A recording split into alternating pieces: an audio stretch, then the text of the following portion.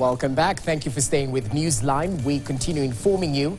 Let's shift focus to matters environment and climate change, where world leaders are gathered in Baku, Azerbaijan, for the COP29 conference, where more than 60,000 people from across the globe are attending the meeting, which is taking place at the Baku Olympic Stadium.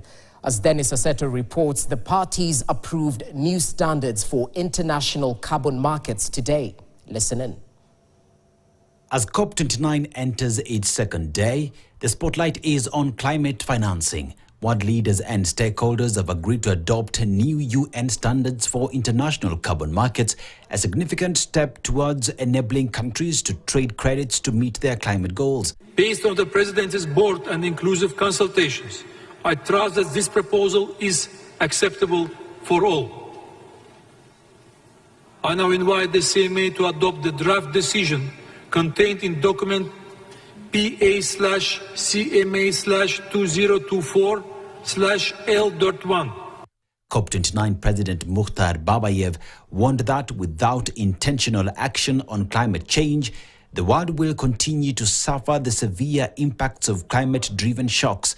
He emphasized the urgent need for leadership and decisive action at COP29 to set a new course towards sustainability. We are on the road to ruin. But these are not the future problems. Climate change is already here.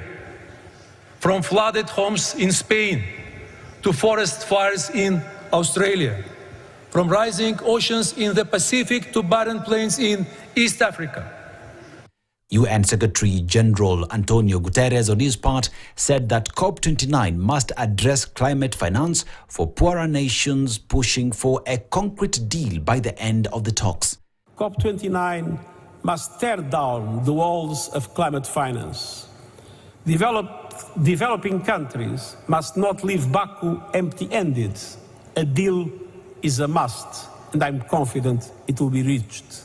Kenya's Prime Cabinet Secretary Musalia Mudavadi, who is attending the conference alongside Environment CS Eden Duale, called for urgent global action on climate issues. Mudavadi emphasized the importance of climate finance for nations that contribute less to environmental pollution but suffer disproportionately from climate change. We are rooting for what you would call a re-engineering of the financial architecture so that it can be more friendly, so that the polluters pay more, and those that are suffering the consequences of the effects of climate change can also be compensated. COP29 is widely viewed as a pivotal moment for climate finance, with nations expected to devise concrete strategies to meet these financial needs. Dennis